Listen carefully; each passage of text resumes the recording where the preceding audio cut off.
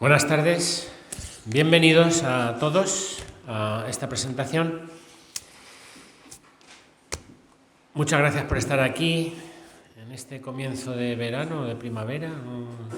30 grados habéis tenido por aquí. Jolín. Gracias a la biblioteca por cedernos la sala y gracias a todos por estar aquí. Claro, a Javier no hace falta presentarlo. Bueno, a uno de los dos Javieres no hace falta presentarlo, pero yo sí que tengo que... Algunos ya me conocéis, pero tengo que presentarme. Yo soy Javier Cebrián. Tengo poca importancia en el asunto, solo ser el editor. O sea que si está el libro es por mi culpa. Y mis compañeros de Ediciones Frutos del Tiempo, Ángeles Campello y Eduardo Boix y Manuela Maciá, en esta colección 50.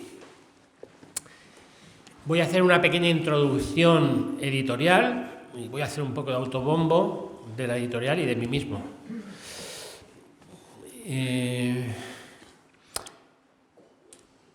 Es que soy candidato a los premios de la crítica valenciana en ensayo y crítica, tenía que decirlo. O sea que tiene un gran honor Javier de ser presentado por un candidato a los premios de la crítica. Y además soy editor de Frutos del Tiempo, de Elche. Bueno, la intrahistoria de este libro se basa en la amistad. Yo ya no recuerdo el tiempo que hace que conozco a Javier Puig, no lo recuerdo. Él trabajaba en Elche, yo soy de Elche, y no sé cómo nos conocimos. Bueno, eso es cosa de la edad, porque voy a cumplir 60 años y empiezo ya a tener mala memoria. A través de José Luis, como todo. A través de José Luis, bueno, como casi todo en esto es José Luis Cerón, sí. Y le dio por escribir unas reseñas de algunos libros míos muy halagüeñas y vamos, hicimos amistad y ya hemos sido editores de él con una plaquette preciosa que... Recuérdame el título, ya se me ha olvidado. Estancias en la Finitud, sí. en el 2020. En el 2020, en plena pandemia. Cuando la pandemia. Una plaquette del Lunara Plaquette, preciosa. Y hemos hecho amistad y, bueno, me alegra mucho ser editor de Javier Puig, haber seguido sus libros de crítica, por decirlo de una forma, y su poemario en Sapere Aude, en la colección asturiana, también un poemario buenísimo. La intrahistoria de este libro es que a mí me llama un día Javier, hará un año más o menos. Sí, aproximadamente, yo creo que fue un poquito antes del verano. Un poquito antes del verano, yo estaba en una tienda parecida a Ikea, estaba con mi mujer, no me acuerdo, creo que estábamos comprando plantas y macetas y tiestos para nuestra terraza. Y me llamó Javier para ver la posibilidad de publicar este libro con nosotros, La cercanía de lo extraño. Y yo le dije, para quedar bien, bueno, mándamelo, lo leemos y ya te digo. Yo sabía que se iba a publicar, o sea, me daba igual lo que fuera, siendo Javier Puig, se iba a publicar con nosotros. Y en la colección 50, que también nació durante la pandemia, con un libro de Eduardo Boix, que fue candidato a los premios de la crítica también, Los confinados, y de Nacho Vidal, nuestro amigo de Monóvar, con Así termina, un poemario. Esta es una colección miscelánica, es decir, se publican relatos, novelas, poemarios. La única condición que pongo es que sean mis amigos y que me guste, nada más. Se ha publicado también un libro de Francisco Gómez, que es el que he castigado hoy a tener de vendedor ahí en la puerta, porque no iba a venir, pero lo he obligado para que venda los libros. Y de Juan Ramón Torregrosa, una novela, Céfiro y Nube, de Lola Obrero, 15 relatos ilicitanos o cuentos ilicitanos, y un libro diarístico de José Luis Cerón, Asalto de Mata, título muy austeriano, que también fue candidato a los premios de la crítica. O sea, que estamos aquí, somos tremendos. Esperemos que este sea candidato el año que viene a los premios de la crítica, junto con el de Manuel, que aunque ya ha ganado el premio Juana Castro, esperemos que también entre. No se olviden estos valencianos del sur, de Alicante, Elche y Orihuela para los premios de clave de la crítica. Entonces, desde que me lo dijo, yo sabía que se iba a publicar, pero claro, me hice así, el interesante, bueno, lo leeremos, tal. Eduardo pues ya lo había leído y Ángeles y yo no necesitábamos leerlo, lo íbamos a publicar de todas. Sabíamos de su calidad. Y en 50, que empezó con Eduardo y conmigo al 50%, ahora se ha unido Ángeles, que es la jefa de todo, pero no hemos cambiado el nombre de la colección, lo hemos dejado. Y estamos muy contentos de esta colección, como digo, que se basa en la amistad. Hoy lo vamos a plantear, no voy a hacer una presentación al uso, soltarles un rollo, sino que yo quiero establecer una especie de diálogo con Javier al estilo de lo que hacemos en Elche, con el Ayuntamiento de Elche, de la dignidad de la palabra, que por cierto empieza el 3 de abril con Pilar Adón, la Premio Nacional de Narrativa, que también va a estar en Murcia y en Alicante, lo aprovecha para presentar su libro Las Iras, aunque en la dignidad de la palabra se hablará más de su obra al completo, una gran narradora, muy perturbadora, unos relatos tremendos. Manuel ha escrito una reseña sobre este libro y tiene mucha razón en lo que dice, y también muy buena poeta. Luego continuará con Jesús Carrasco y después con Ignacio Martínez de Pisono. Yo hago autopublicidad porque por algo tengo un micro y es bueno saberlo, y no estamos tan lejos, son media hora en tren para ir a Elche o para venir a Orihuela, es la misma distancia de Elche a Orihuela que de Orihuela a Elche. Para Alicante es más lejos de venir de Alicante a Elche que de Elche a Alicante. Orihuela es la misma, pero allí es más porque ellos creen que después de Torrellano ya no hay nada. Así son los alicantinos. Bueno, vamos a hablar de un libro, ¿cómo podría decir esto? El título se titula La cercanía de lo extraño. Y el libro es extraño. Ya empezamos con la portada. Hubo varias posibilidades de portada, al final Javier eligió esta, en que ya hay un desasosiego, creo yo, en la entrada al libro. Lo primero que yo quiero preguntarle a Javier es por qué el título de La cercanía de lo extraño, que es el primer relato del libro, pero sirve para todos los demás. Y creo que podemos empezar esta conversación con una explicación sobre el título, más que el primer relato, sobre el título global del libro. Sí, pues buenas tardes. ¿Se me oye bien? No. Entonces voy a coger este micrófono, porque parece que el otro no funciona. Buenas tardes a todos, muchas gracias por venir. Gracias también a la biblioteca por acoger este acto, y a la Fundación Miguel Hernández, a través de Aitor Larravide, por organizarlo. Sí, es verdad que se me ha olvidado decirlo. Además va a comprar libros. Bueno, gracias a la editorial Frutos del Tiempo por acogerme, y por las palabras amables de Javier, que bueno, que esto es una publicidad no muy encubierta, ¿no? Porque lo que le interesa es que se venda el libro, pero esperemos que no sea por lo menos una publicidad engañosa. Hay que decir que no es autoedición, ¿eh? Que aquí el que pone la pasta es el editor, así que hay que comprar el libro. Hagan el favor. Él es el que se ha arriesgado. Entonces, lo del título de La cercanía del extraño, generalmente los libros de cuentos o relatos se suelen coger el título de algunos de los relatos, ¿no? En este caso es el primero que he incluido, y que es uno que escribí gracias a la invitación en 2015 de José Luis Cerón para participar en el número del 30 aniversario de la revista Empireuma. Era una idea que yo tenía desde hacía tiempo, este relato, pero sin embargo pues necesitaba ese estímulo, ese acicate para escribirlo. Pero luego me di cuenta de que ese título también le podría venir bien a una serie de relatos más, a una mayoría de ellos, por lo menos, ¿no? Yo creo que la extrañeza, sin forzar mucho la situación, ¿no? El concepto, creo que se podría aplicar a bastantes de los relatos, ¿no? puesto que, bueno, ya desde el primero, el que da título, pues hay una extrañeza en cuanto a que al protagonista se le presenta una situación extraña en cuanto a que un mendigo que lo aborda por la calle resulta que es una persona que conocía de su primera juventud, de 35 años atrás, que llevaba sin verlo.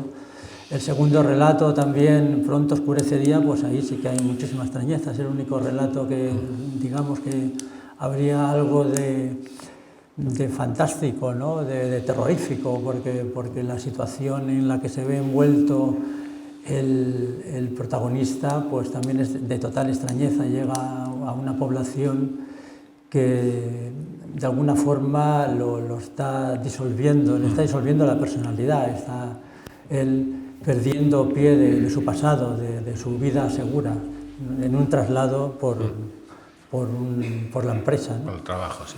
Entonces yo creo que sí que se puede aplicar a bastantes de estos relatos, aunque bueno, a veces quizá en alguno de ellos habría que forzar un poquito esa idea. No mucho, no. Es un libro que es denso.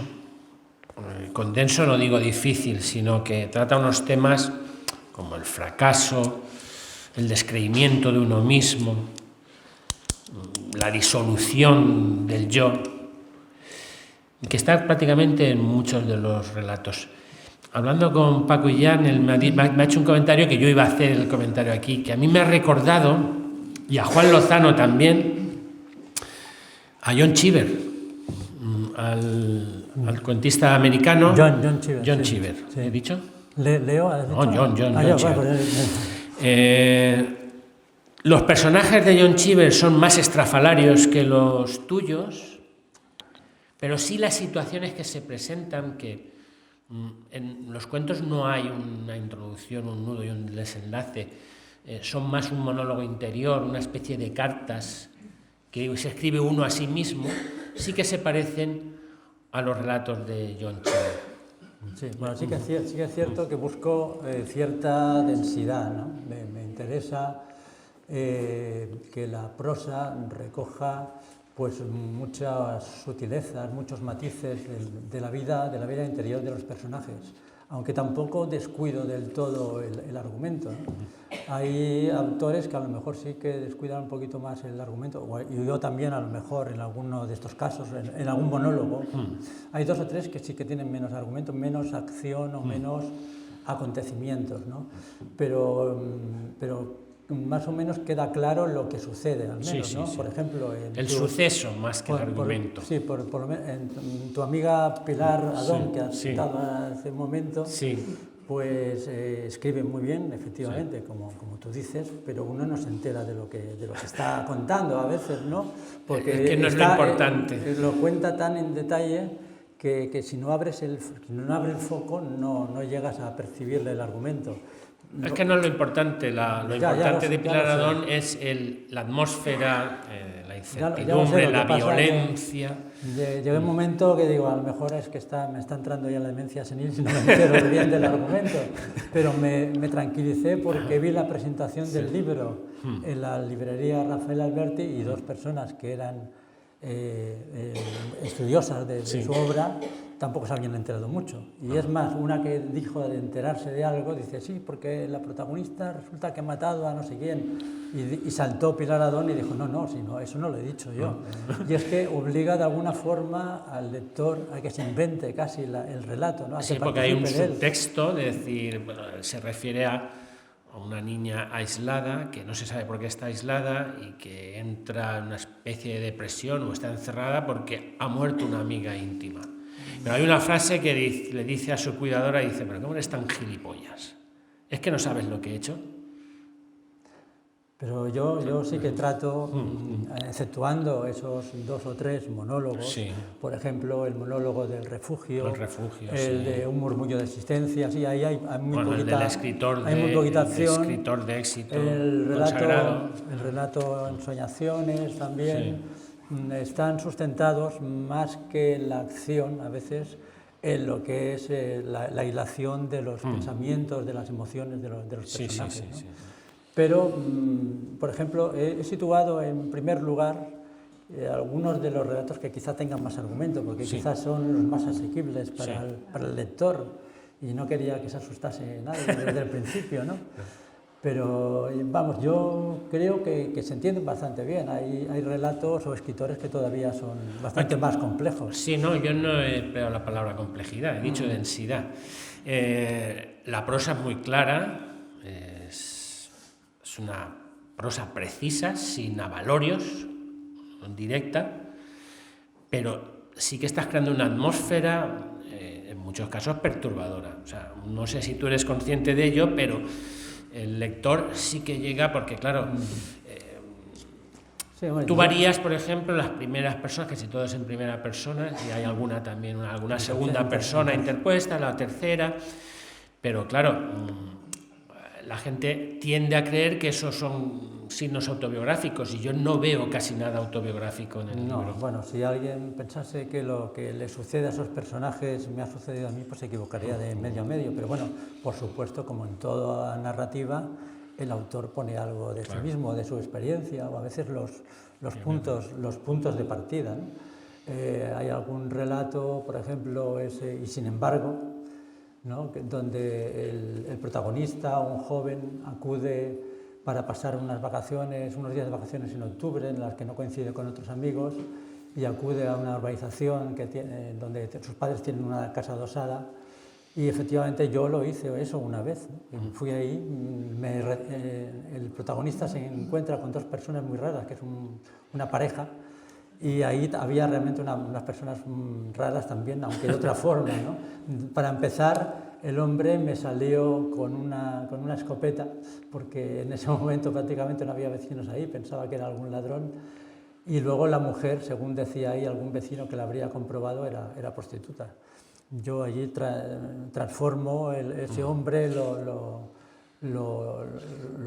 sitúo como una persona así, un ogro, ¿no? Realmente una persona que no se sabe si es víctima de ella o un victimario, y a la mujer como una ninfómana. Pero bueno, a partir de ahí yo no tuve ninguna relación con esa mujer como la tiene el protagonista, porque entre otras cosas estaba el hombre ahí con la escopeta y si la hubo no lo vas a reconocer. Me hubiera puesto en el punto de mira, ¿no? Bueno, a mí me ha llamado mucho la atención el relato del escritor consagrado. Y lo digo no solo por lo que me cuentas aquí, sino porque tú eres un crítico muy bueno, que te basas en la otredad, es decir, hablas de otros siempre, en tus libros de crítica, de cine, de literatura, el otro libro de personajes.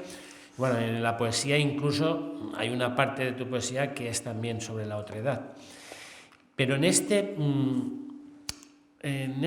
relato hay una paradoja, que es que cuanto más frustrado es este escritor, es cuanto más éxito ha conseguido. O sea, es el escritor que ha podido venderse o ha capitulado de sus principios para conseguir el éxito sin quererlo.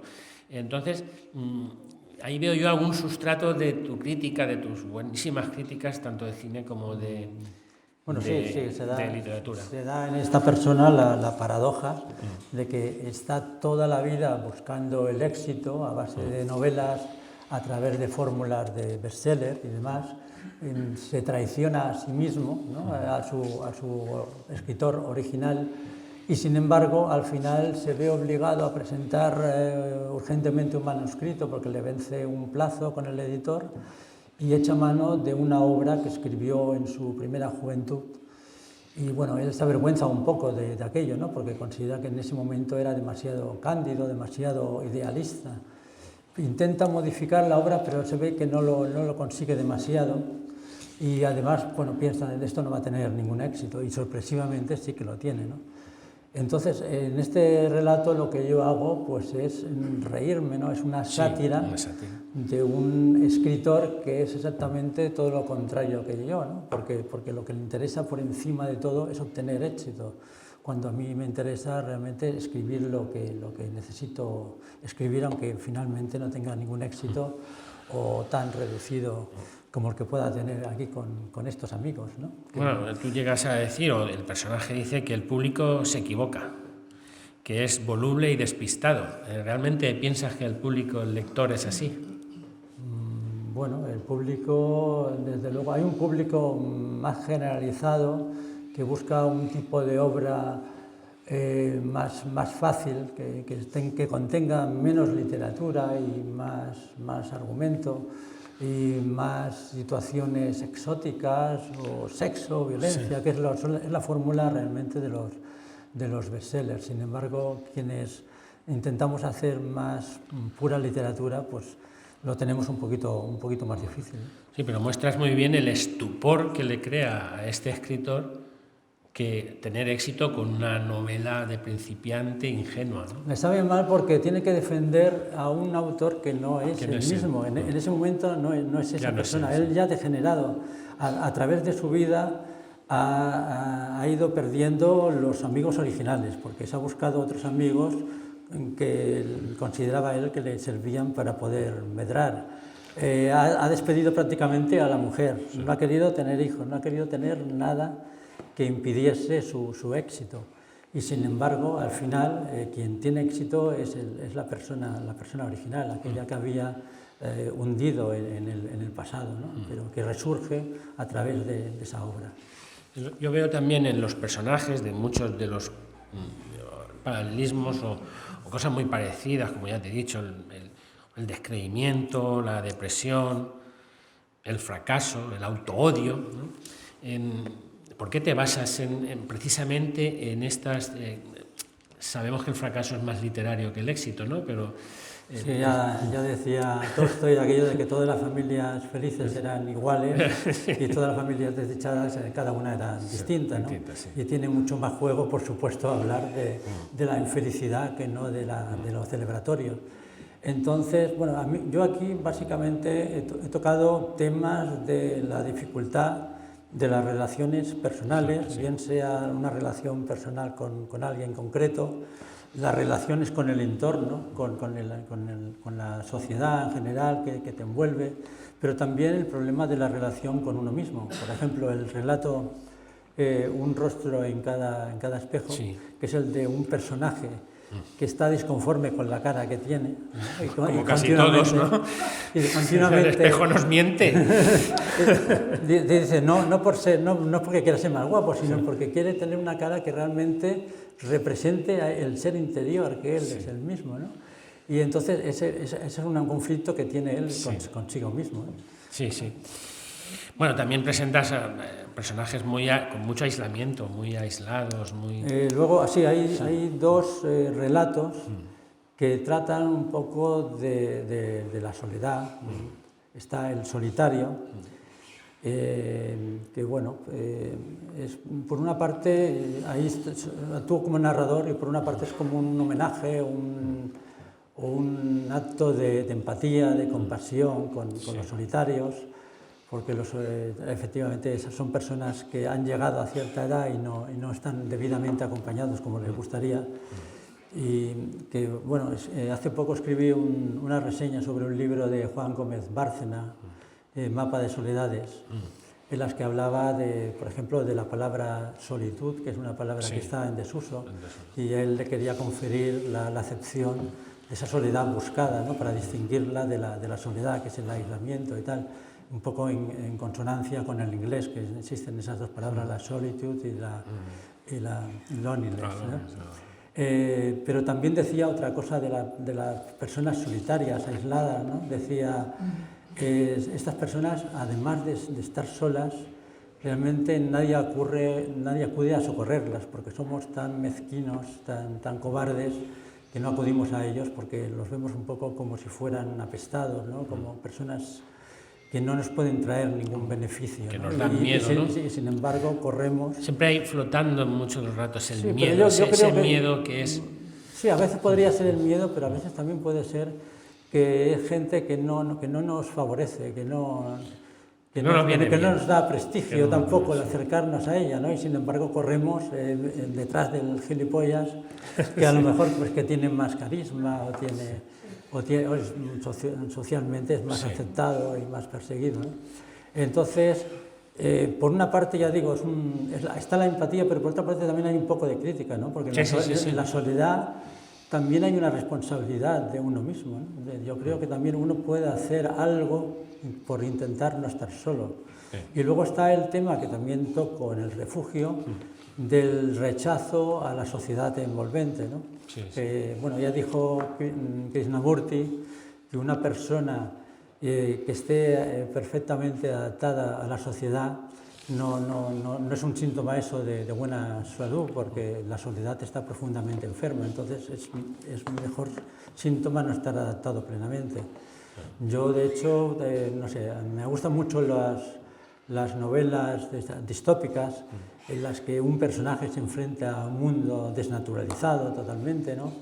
Pero me gusta mucho, por ejemplo, aparte de Nosotros, de Un Mundo Feliz, de 1984, ¿no? Me gusta en particular Un Mundo Feliz por el tratamiento que da del personaje principal, Bernard Max, porque le podría haber dotado a ese personaje de características heroicas, y sin embargo no, lo dibuja como alguien bastante mezquino, ¿no? Porque también para criticar a la sociedad se tiene que hacer desde una cierta legitimidad. No porque el zorro no alcance las uvas, no, y las critique, las desprecie, sino que en esa misma novela, por ejemplo, hay un amigo que se llama Helmut, que sí que tiene todas las características de un alfa plus, y entonces puede gozar de esa teórica felicidad que se vive en ese mundo, y sin embargo sí que ese hombre tiene la legitimidad de criticar la sociedad, ¿no? El otro no, porque a lo mejor en cuanto al día siguiente fuera una persona más popular o ligase más, ya dejaría de despreciar a esa sociedad. Bueno, vamos a hablar después de las referencias culturales o de las influencias. Yo quería hablar un poco del estilo, ya lo hemos nombrado un poco, y tu concepto a la hora de crear estos cuentos. En mi opinión hay poca narración, es decir, es otra cosa. Hay pocos diálogos, aunque a veces sin que entre comillas algún diálogo, y hay mucho monólogo interior. Yo quería, a veces para un escritor es muy difícil explicar su estilo, ¿no? Pero sí el ideario estilístico que tú tienes o cómo afrontas la creación de estos cuentos y el espacio temporal en los que los escribiste. Bueno, una característica de los cuentos, me he dado cuenta después. Sí, eso es muy habitual, es muy habitual, sí. Es que tengo una idea previa que ya incluye prácticamente la totalidad del cuento, grosso modo, ya más o menos incluso sé cómo va a terminar. De tal manera que a veces puedo tardar años en escribir un cuento y sin embargo no se me va la idea. Luego me he dado cuenta de que cuando tengo una idea que simplemente es la del principio, de la situación de partida, eso se puede convertir más bien en una novela, como me pasó con uno de los supuestos cuentos que yo iba a escribir y definitivamente fue una novela. Entonces, ya digo, tengo la idea más o menos general. Parten, yo creo, de obsesiones, de impresiones que tengo de una forma constante. No parten de una situación muy concreta, muy excepcional, sino que, por ejemplo, el cuento de Pronto oscurecería, en el que hay un traslado de un personaje a una ciudad que yo me invento, que la llamo Novalia. Pues eso parte a lo mejor de la idea de que durante muchos años de vida laboral, durante mucho tiempo, he temido el traslado, porque ha habido muchas amenazas de eso, ¿no? Incluso yo he padecido traslados, pero afortunadamente no han sido muy lesivos, ¿no? Salvo uno que estuve en Madrid 8 semanas, pero eso parte de ahí. El primer relato, la cercanía del extraño, en la que hay un mendigo que es una persona que ha sido amiga mía de joven y tal, y al que admiraba y del que nunca hubiera supuesto que hubiera acabado ahí. Yo creo que parte de esos años de la crisis económica, en que se hablaba mucho de esos sin techo, en los que se nombraba esa posibilidad terrorífica que era que un sin techo pudiera ser una persona como nosotros, no alguien, un drogadicto, un alcohólico, alguien que partiera de muchas circunstancias para convertirte en un sin techo. Sí, a veces se da una concatenación de circunstancias que te conducen a eso. Entonces, Yo creo que de cada relato podría dar una explicación que no sería una anécdota muy concreta, sino que ha sido algo que ha ido penetrando en mí a lo largo del tiempo. Bueno, tienes que tener en cuenta que los exitosos en el instituto casi todos terminan estrellados. Tengo mi ejemplo. Yo no era exitoso en el instituto y ahora, mira... Es así. Bueno, yo también te hablaba del recurso estilístico que tú... porque tienes una prosa muy definida, es muy definida y muy intencionada. Entonces, quiero que me hables del taller a la hora de escribir esta prosa, como también a la hora de escribir las críticas y tal, porque se parece en algún aspecto, ¿no? Seguramente, sí. Claro, hay una conexión, desde luego, entre todas mis facetas literarias. Yo con la prosa lo que intento es indagar un poco en las sutilezas de la condición humana, la psique humana, ¿no? Entonces, ¿cómo se hace eso? Pues a través de avanzar poco a poco, a través de las palabras, que las palabras nos vayan descubriendo cosas, ¿no? Yo aspiro, siempre cuando escribo, a que una vez haya escrito algo, sepa algo más que al principio no existía, ¿no? Como sí, cuando eres muy cuidadoso, por ejemplo, con la adjetivación. Sin ser exagerada, eres muy cuidadoso con ella. ¿Es algo que te nace o es algo intencional? Sí, porque creo que me quiero ir acercando con exactitud, con concisión, a aquello que realmente está más allá de lo aparente, de lo visible, ¿no? Estoy intentando hurgar en las capas inferiores de la personalidad. Entonces, pues eso se hace a base de tanteos, ¿no? A veces, entonces la prosa puede ser un poco así, ¿no? A veces hay una sucesión de frases que van en una misma dirección y parece que cada una de ellas te va acercando más a la hondura del personaje, ¿no? Te lo va definiendo mejor. Sí, y del acontecimiento y del suceso, porque yo lo veo como una prosa, no diría río, pero sí muy fluida. Es una prosa muy fluida que no se va por las ramas, que es, pues eso, precisa, concisa y que va al meollo de la cuestión. Sí, bueno, yo creo que esa es una característica que debe tener el cuento, ¿no? El cuento o el relato, ¿no? Aquí estamos hablando de cuento-relato indistintamente. Yo me he acostumbrado siempre a llamarlos cuentos, pero últimamente digo más relato porque parece que si dices cuento tienes que cumplir con un reglamento especial, ¿no? Con un canon, y muchas veces uno se sale de ese canon, ¿no? Pero una de las características de los cuentos es la intensidad, ¿no? Tus cuentos.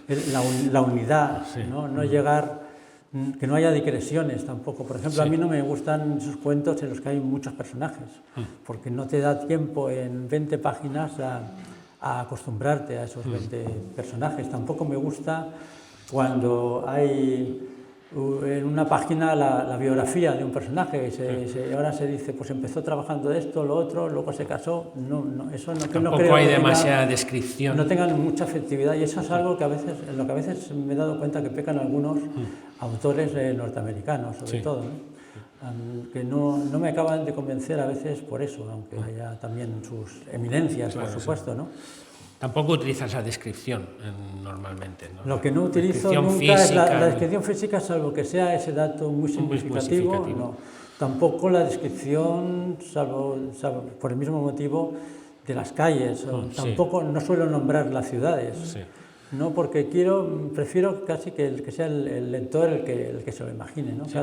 Pero creas una atmósfera, estás creando una atmósfera con ese estilo. Yo creo que creo una atmósfera, y no sé si pudiéramos meternos en la imaginación del lector y ver la película que se está haciendo del relato, posiblemente sería bastante aproximado a la película esa, las imágenes esas, a las que tiene uno como autor. No sé, uno piensa que pueda ser así. Es muy sorprendente lo que puede observar un lector en lo que uno ha escrito, ¿eh? A veces hay sorpresas. Hay sorpresas muy grandes y a veces positivas y a veces no tanto. Alguna reseña que se me ha hecho de alguna obra me he sorprendido por algo que se haya dicho ella, igual que cuando yo he escrito sobre otros autores, pues esto realmente yo no lo había detectado, no lo había visto.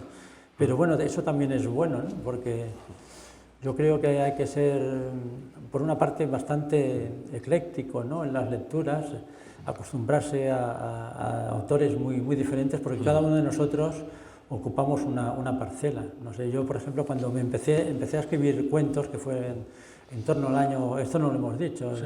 No hemos llegado. No hemos llegado, vale.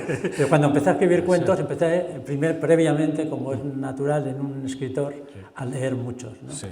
Y entonces leí a autores muy diferentes entre sí. Por ejemplo, Ignacio Aldecoa, me leí los cuentos completos, Cortázar, Juan Carlos Onetti, Edgar Allan Poe, Borges. Son, como ves, autores realmente muy dispares, ¿no? Eso por una parte es bueno, porque cuando te pones a escribir no recibes una influencia muy determinada, ¿no?, sino a lo mejor coges un poquito de cada uno, espero que lo mejor, ¿no? Sí, bueno, has nombrado a cada uno que... Bueno, iba a hablar de tus influencias literarias y ya nos lo has dicho. Sí, habrá más, ¿no? Luego fui descubriendo... Más en un lector como tú y crítico tan avezado. Fui descubriendo otros autores. Por ejemplo, hay uno que lo descubrí gracias a ti, porque lo nombraste una vez, que es Carlos Castán. Carlos Castán, maravilloso. Un escritor muy bueno de cuentos. Me compré los cuentos completos, sí, muy bueno. Es muy bueno. Y luego, no sé, hay autores también diferentes, como Dino Buzzati, que tiene unos cuentos Eloy Tizón. Eloy Tizón, que es un juego del lenguaje, ¿no? Eloy Tizón me gusta un poquito menos, ¿no? Sí. Es un tipo de autor que parece que tenga miedo de aburrir a los lectores, tiene miedo de aburrirse a sí mismo. O que necesitas sorprenderlos. Sí. Entonces está continuamente como una especie de fuegos artificiales, ¿no? Entonces, sí, a mí me gustan... Es un juego del lenguaje, un festín de la literatura. Un poquito más austeros, ¿no? Sí, Carlos Castán es totalmente lo contrario, pero bueno... también habla sobre el desasosiego, sobre la soledad, en un libro que se llama Museo de la Soledad, y se lo aconsejo, Carlos Castán, un escritor buenísimo. Lo que pasa es que hay mucha gente que no conoce los cuentos porque es un género bastante... Como le pasa a la poesía, ¿no? Bastante poco apreciado, ¿no? Sí. Sí, bueno, yo por su síntesis, es un género sintético que tiene, en mi opinión... Hay muchas peores novelas que libros malos de cuentos. Los hay, pero novelas hay muchas peores. Lo que pasa es que a lo mejor los lectores también a veces están un poco despistados. Sí. Y tienden a leer a los buenos novelistas cuando escriben cuentos. Y a veces los buenos novelistas no son los buenos cuentistas. Y al revés, ¿no? Yo creo que esto es como en el atletismo. A lo mejor tú tienes músculo para los 100 metros lisos, pero no para el fondo y viceversa, ¿no? Sí. Entonces, también hay escritores que han utilizado un poco el cuento como una especie de entrenamiento, de ejercicio de estilo simplemente, pero no han puesto toda la carne en el asador. Por eso es conveniente, yo creo, leer esos autores que de verdad creen en el cuento como obra total y que realmente, como dices tú, muchas veces los cuentos, por su intensidad, son mucho mejores que muchas novelas que yo, no sé, sigo abandonando muchas novelas por el camino porque muchas veces no me dicen nada, son muy redundantes. Para mí es un mérito enorme escribir una novela. Yo soy incapaz de escribir, también soy incapaz de escribir cuentos. Pero se da a veces que el poeta también escribe narrativa. Es más raro cuando es el narrador que también escribe poesía, que yo creo que es más o menos, podría ser tu caso, ¿no? O el de Pilar Adón también, que empieza en la narrativa para llegar a la poesía. Yo, de hecho, empecé por escribir poesía en el año 81 y estuve varios años solamente escribiendo poesía y solamente leyendo poesía, ¿no? La poesía era como una religión para mí y leer una novela casi era una herejía, ¿no? De hecho, muchas las consideraba como una especie de diarrea verborreica, ¿no? Porque me parecía que sobraban muchísimas palabras. Pero llegó un momento en que de alguna forma me saturé, ya no encontraba nuevos poetas que me interesasen o mi propia poesía era muy repetitiva y como tenía el vicio de escribir y de leer, digo, esto me tengo que ampliar de alguna forma, ¿no? Y me pareció que el cuento en aquel momento por lo menos era lo más parecido a la poesía, por su similitud en cuanto a intensidad, de busca de esencialidad, ¿no?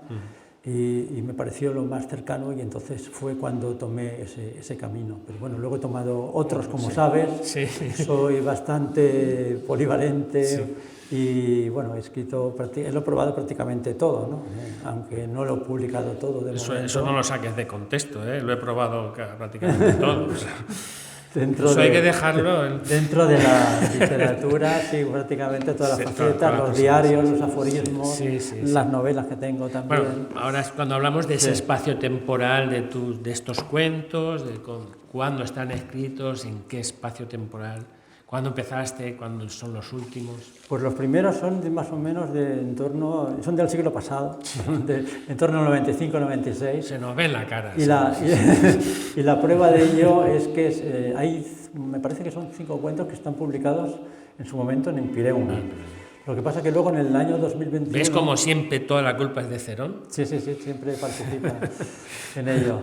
Y entonces, cuando yo tenía una serie de planes para cuando me prejubilara y tuviera más tiempo, que los he cumplido todos, aunque algunos no se han hecho públicos todavía, y uno de ellos era reunir los cuentos que tenía en ese momento y publicar un libro.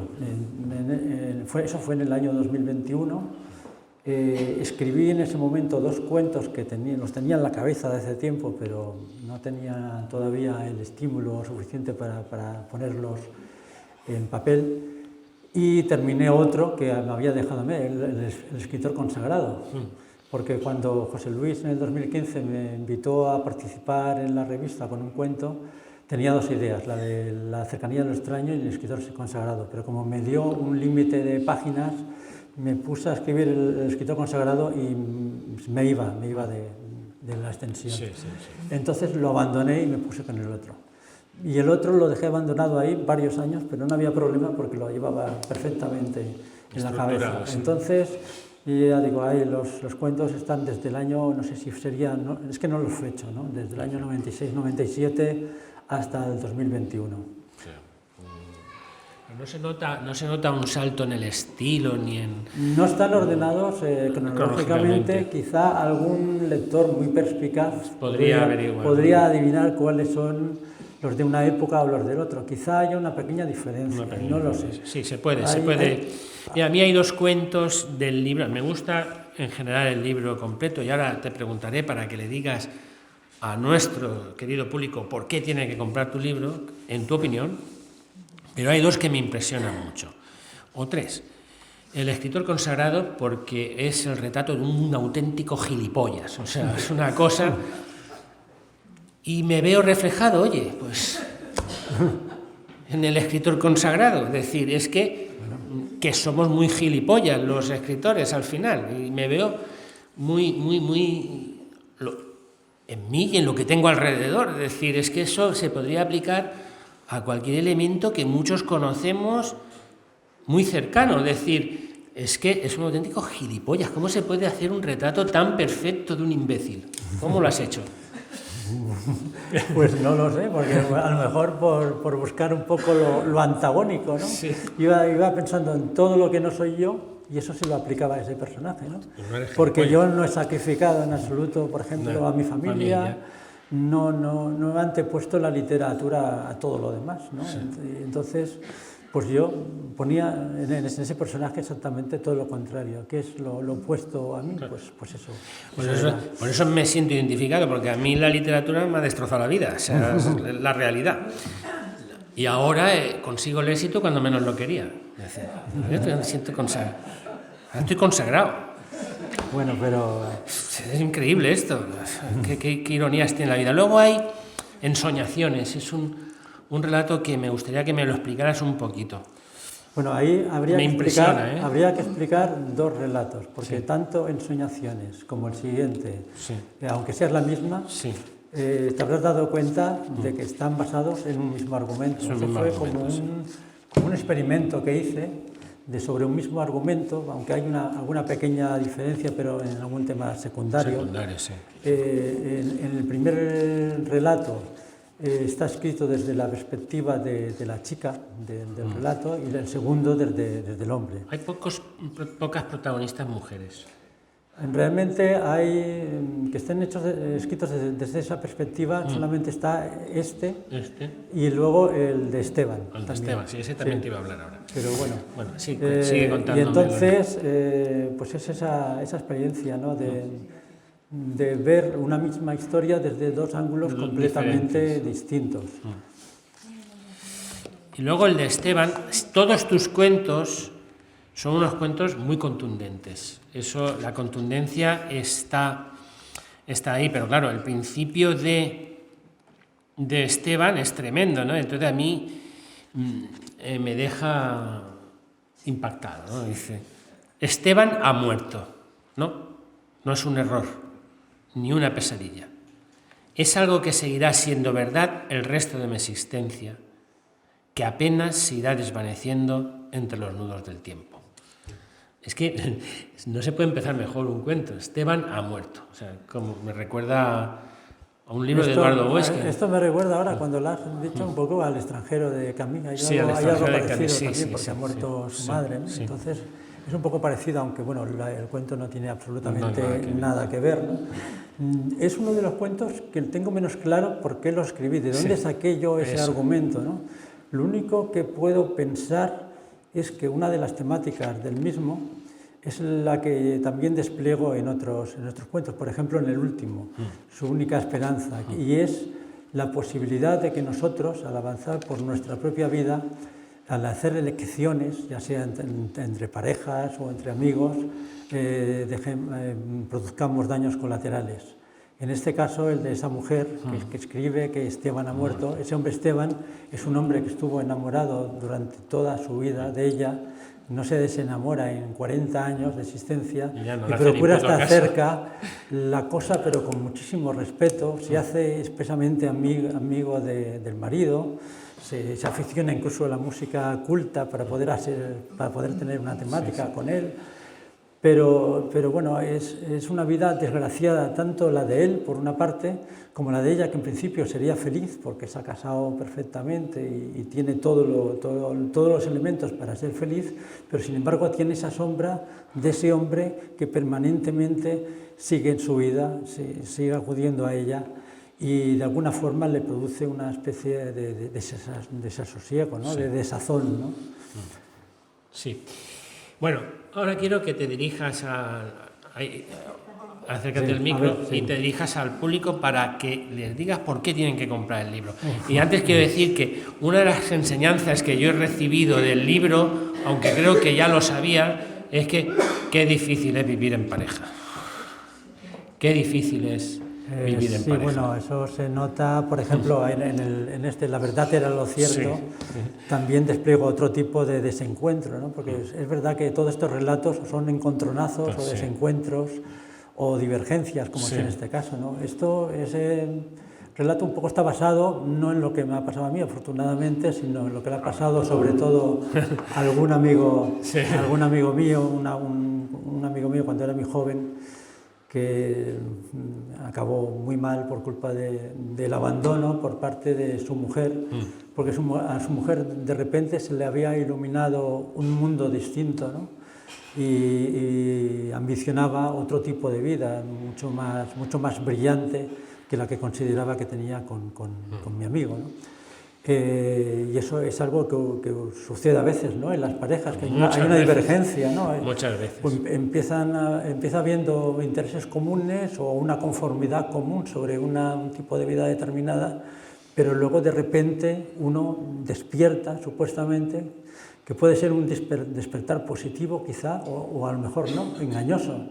A veces aquello que descubres en los demás en realidad es algo que está hueco, que está vacío y que no te va a reportar ninguna mejora con respecto a tu vida anterior, pero acudes a ello porque te deslumbra, ¿no?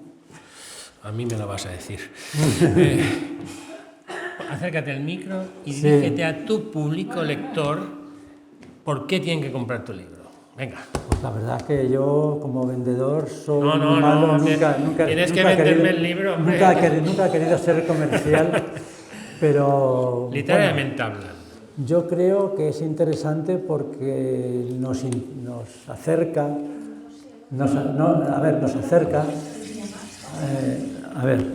ahora posiblemente se oiga más, nos acerca a unas circunstancias, a una vida de una serie de personas que viven situaciones extremas, ¿no? que denotan los detalles, las circunstancias de la forma de la naturaleza humana, de la naturaleza psíquica, ¿no? A mí me interesa siempre llegar a planteamientos que realmente nos hagan reflexionar, ¿no? Me gustan los argumentos que aunque refieran situaciones completamente incluso de ciencia ficción. Por ejemplo, una vez leí una novela de un autor que se llama Herbert Letelier, La anomalía, que hablaba de una situación totalmente sobrenatural, ¿no? Por la cual un avión sufría una circunstancia por la cual había una duplicidad del avión y de los 100 y pico pasajeros. Y esos pasajeros al final se encontraban con que tenían un doble, cada uno de ellos, y se debía enfrentar a ese doble. Pues esa circunstancia tan anómala, tan sobrenatural, sin embargo, nos llevaba a un tema tan fundamental, tan presente en nosotros, como es la relación con nosotros mismos, ¿no? Cómo nos relacionamos con nosotros mismos. Pues eso es un poco a lo que yo quiero llegar, ¿no? Situar a los personajes en situaciones extremas, complejas, en las cuales puedan demostrar todo lo que puedan dar de sí y todas las reacciones o el mundo interior, aquel que habitualmente no descubrimos en las personas que conocemos, porque muchas veces vamos con la careta, no expresamos aquello que somos en nuestra interioridad, y sin embargo a través de la literatura sí que podemos acceder a ello, ¿no? A aquella parte interior que habitualmente en la vida social no mostramos. Ahora lo voy a vender yo. Tenéis que comprarlo porque lo digo yo. Y ya está, porque es un libro muy bonito, muy bien editado, muy bueno, muy bien escrito, y porque es de mi amigo Javier Puig, y vuestro amigo también. ¿Y por qué hay que leerlo? Porque vamos a aprender a vivir y a desvivir también, con una prosa precisa, no diría que poética ni lírica, pero a veces sí que se acerca, pero sobre todo esa precisión en la adjetivación, sin avalorios extraños, sin subterfugios, y que nos habla de pura literatura. Y que lo tenemos aquí en casa, en Orihuela. Y como me he desplazado de Elche con una caja de libros, tengo que volver más ligero y tenéis que comprarlo. Quería agradecer a mi amigo Francisco, que ha estado allí de vendedor de libros, que es otro buen escritor. No me ha llevado nada, porque no puede llevar peso, que tiene un título de un libro que el título es de Javier, que es El vicio de perder, que se lo dio Javier, que como buen crítico sabe también titular los libros de los demás y explicarlos. Ya les digo, es un libro muy interesante, de un gran nivel literario, no solo porque lo diga yo, sino porque es la realidad. Si alguien... La literatura tiene unos límites tolerables. Yo no suelo hacer las cosas muy largas. Creo que hemos hablado bastante profusamente del libro. No hace falta decir mucho más, y sí que lo lean o que lo leáis. Si alguien quiere hacer alguna pregunta, le pasamos... Es este micro, ¿no, Jesús? Levantáis la mano y os acerco el micro y le preguntáis a Javier a ver si os responde. Y si no, os levantáis, compráis el libro y venís a que os lo firme. ¿Alguna pregunta, por favor?